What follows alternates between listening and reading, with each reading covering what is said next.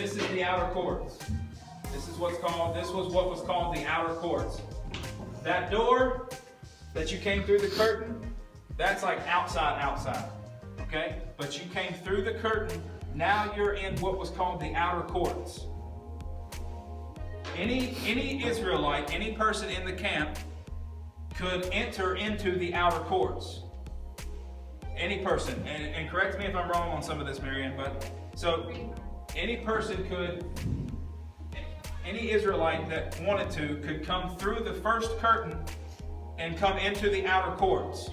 Inside of the outer courts was what was called the altar of burnt sacrifices. It was like a big fire pit. This is just a replica. Obviously, that's just a fire pit. But it was laid with gold. It was 7.5 feet long by 7.5 feet long by 4 feet tall. A big fire pit. I mean, a big one. Biggest one you ever seen. It had a bronze grate on it. They would throw cows and goats and bulls. They would throw that on there and cook it as an offering to the Lord for their sins. So here is the offering, the altar of burnt offering. Altar of burnt offering, is that right? This is what was called, tell me about this. Is this the ladle, the well? Laver. Anyways, it's a big bowl. It was gold and it held water. The priest would have to dip his hands in this, wash his hands before he could enter into what was called the holy place. This is the outer courts. Anybody can enter. Now we're getting into the priest can wash his hands and only the priest can enter through this set of curtains.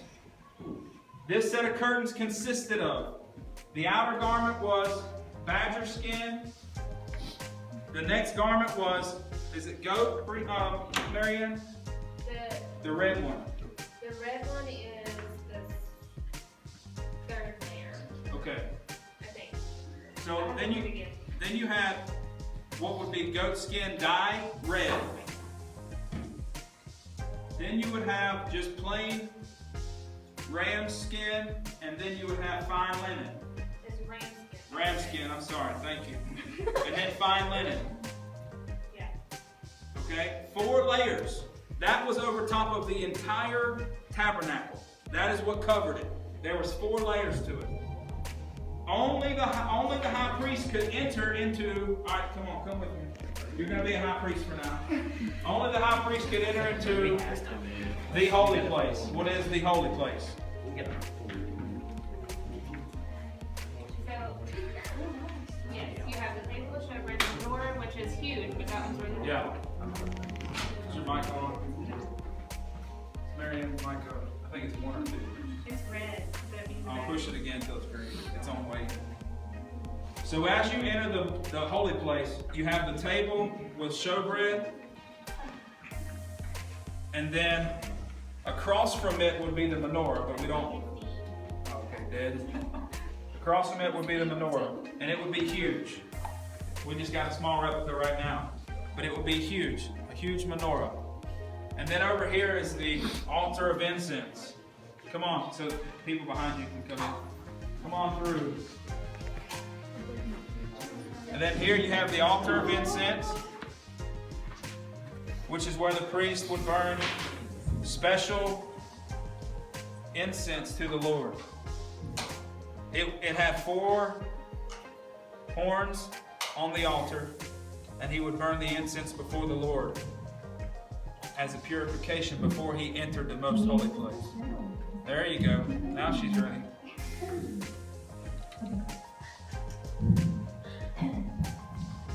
Before the high priest could ever enter into the most holy place, he could only do it once a year.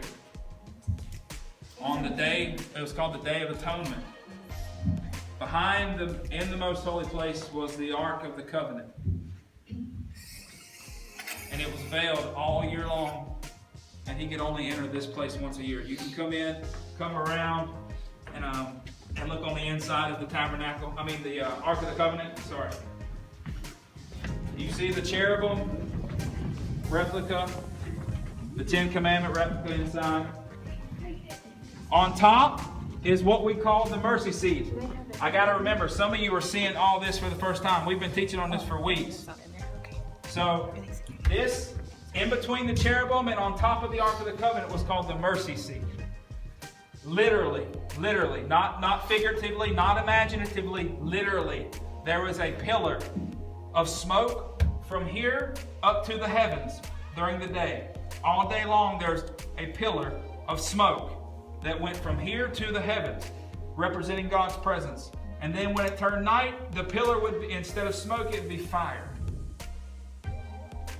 And it would come out of the top of the tabernacle and stretch all the way down to the mercy seat, in between the two angel cherubim. Everything was outlaid with gold. Everything had to be anointed with special oils. This is the original tabernacle that God told Moses to build to host his presence. And only one man, listen to me, only one man could enter this most holy place. And that was the high priest. And only he could do it one day a year. And he could only do it by certain rituals, which Mary Ann will talk about.